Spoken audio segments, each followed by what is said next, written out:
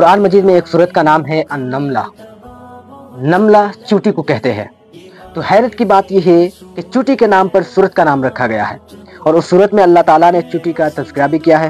اب چوٹی کا تذکرہ اللہ تعالیٰ نے قرآن میں کیوں کیا ہے؟ اس لیے کہ اللہ رب العزت کو بڑا پسند آتا ہے کہ ایک مخلوق دوسرے مخلوق کی خیر خواہ بنے۔ چنانچہ حدیث مبارکہ میں آتا ہے الدین النصیحہ، دین سراسر خیر خواہی ہے۔ مومن ہوتا ہی وہی ہے جو خیر خواہ ہو، مطلب مومن پر لازم ہے کہ وہ خیر خواہ بنے، خدمت کرنے والا بنے، کیونکہ اللہ تعالیٰ کو یہ بڑا پسند آتا ہے کہ بندہ خیر خواہ بنے، خدمت کرنے والا بنے۔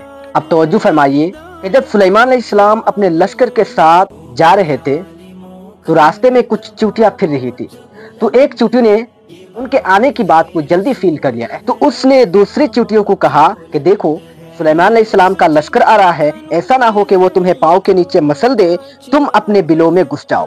تو اس چوٹی نے باقی چوٹیوں کی خیرخواہی کی، جیسے قالت نملۃ یا ایھا النمل ادخلوا مساکنکم۔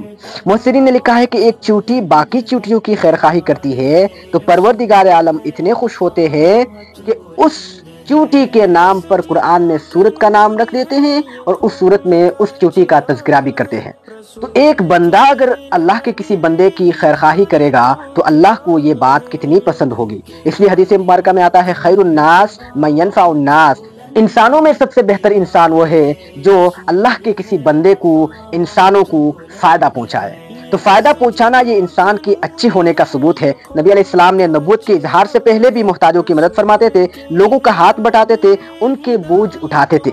چنانچہ جب غار حرا سے تشریف لائے تو خدیجہ الکبریٰ رضی اللہ تعالیٰ عنہا نے پوچھا آپ کو کیا محسوس ہوتا ہے، کیا فیل ہوتا ہے؟ تو حضور پاک صلی اللہ علیہ وسلم نے فرمایا ایسا لگتا ہے کہ کہیں میری موت نہ آ جائے۔ تو یہ سن کر انہوں نے کہا کلا، ہرگز ایسا نہیں ہوگا، اللہ تعالیٰ آپ کو ضائع نہیں ہونے دیں گے۔ انک لتصل الرحم، آپ رشتہ داروں سے رشتہ داری جوڑتے ہیں، یعنی اچھی رشتہ داری کا تعلق رکھتے ہیں۔ وتحمل القل، بے سہاروں کا بوجھ اٹھاتے ہیں۔ وتقسب المعدوم، اور جس کے پاس کچھ نہیں ہوتا اس کو کما کے دیتے ہیں۔ وتنکح الضیف، مہمان نوازی کرتے ہیں۔ وتعین علی نوائب الحق، اور حق کے راستے میں آپ لوگوں کی مدد کرتے ہیں۔ تو یہ صفات نبی علیہ السلام کے اس وقت گنوائی گئی جب اب تک وحی نہیں نازل ہوئی تھی، کیونکہ وحی نازل ہونے سے پہلے یہ صفات آپ صلی اللہ علیہ وسلم کے اندر تھی۔ اب آپ سوچئے اللہ کے حبیب صلی اللہ علیہ وسلم شروع سے اخلاق عظیم دنیا میں لے کر آئے تھے، آپ جانتے تھے کہ زندگی کا مقصد کیا ہے، لہٰذا ابتدائی جوانی سے آپ ان کاموں کو شوق سے کیا کرتے تھے۔ چنانچہ نبی علیہ السلام نے ارشاد فرمایا المسلم اخو المسلم لا یظلمہ ولا یسلمہ ومن کان فی حاجت اخیہ کان اللہ فی حاجتی۔ مسلمان کا بھائی ہوتا ہے، اس پر ظلم نہیں کرتا، نہ اس کو کسی کے حوالے کرتا ہے۔ جب مسلمان بھائی کی حاجت براری میں لگا رہتا ہے اللہ اس کی حاجت براری میں لگا رہتا ہے۔ ومن فرج عن مسلم فرج اللہ عنہ قربۃ من قراب یوم القیامہ، اور جو کسی مسلمان کی تنگی کو آسانی بنا لیتا ہے، کھول لیتا ہے، اللہ تعالیٰ قیامت کے دن اس کے تنگیوں کو آسانی میں تبدیل کر دیں گے۔ اس لیے بچوں کو وہ اخلاق سکھائیے جو ہمارے آقا کے اندر تھی، اور اس اخلاق کا نام کیا ہے؟ خدمت کرنا، مہمان نوازی کرنا، رحم دلی بننا، خیر خواہ بننا، دوسروں کے ساتھ اچھے سلوک کرنا، یہ ساری صفات آپ صلی اللہ علیہ وسلم کے اندر تھی۔ تو آپ بھی اس بچے کو یہ ساری صفات اس کے اندر ڈالیے، اس بچے کو سمجھائیے، اس بچے کو بتائیے کہ خدمت ہوتی کیا ہے۔ خاص کر کے خدمت میں توجہ دیجیے گا، ماں کی خدمت، باپ کی خدمت، بڑوں کی خدمت، استاد کی خدمت، مومن کی خدمت۔ خدمت کا جذبہ بچپن سے بچے کے دل میں ڈال دیجئے، وہ بچہ نیکار بن جائے گا۔ اور اگر بچپن سے ہی آپ نے اسے شہزادہ بنا دیا، آپ نے بچے کو خراب کر دیا۔ آج کل تو پانی کا گلاس بھی خود نہیں پی سکتے، وہ بھی دوسروں کو کہتے ہیں کہ لائیے۔ اس خدمت کے جذبہ نہ ہونے کی وجہ سے پھر بچے بہت بڑی نعمت سے محروم ہو جاتے ہیں۔ اس لیے آج کل اکثر ماں باپ کی یہ شکایت ہوتی ہے کہ بچے ہمارے بات نہیں سنتے، کام کاج نہیں کرتے۔ ارے بھائی، بچپن میں آپ کب اس کو بات سنانے والے بنائے تھے؟ کون سی خدمت کرنے والے بنائے تھے؟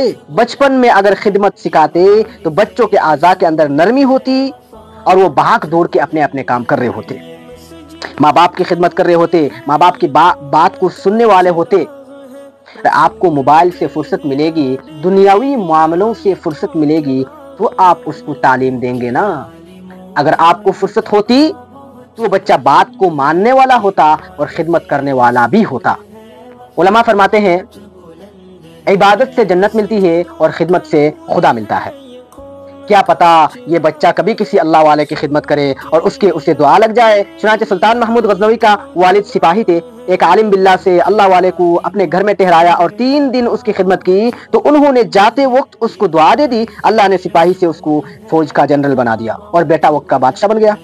اپنے بچوں کو بتائیے کہ معذوروں کی خدمت کی جاتی ہے، بوڑھوں کی خدمت کی جاتی ہے، اس کے دل میں رحم کا مادہ پیدا ہوگا، احساس ہمدردی پیدا ہوگی۔ اس ایک لفظ خدمت کی وجہ سے اس بچے کے اندر اچھے اخلاق آتے چلے جائیں گے اور وہ بچہ نیکوکار بن جائے گا۔ جب دوسروں کی خدمت کرے گا، دوسروں کی بات مانے گا، بڑے ہیں وہ تو ماں باپ کی تو ضرور مانے گا۔ تو ہم نے تیسرا لفظ سیکھا ہے کہ خدمت کا جذبہ سیکھنا، خدمت کا جذبہ بچے کے اندر ڈالنا۔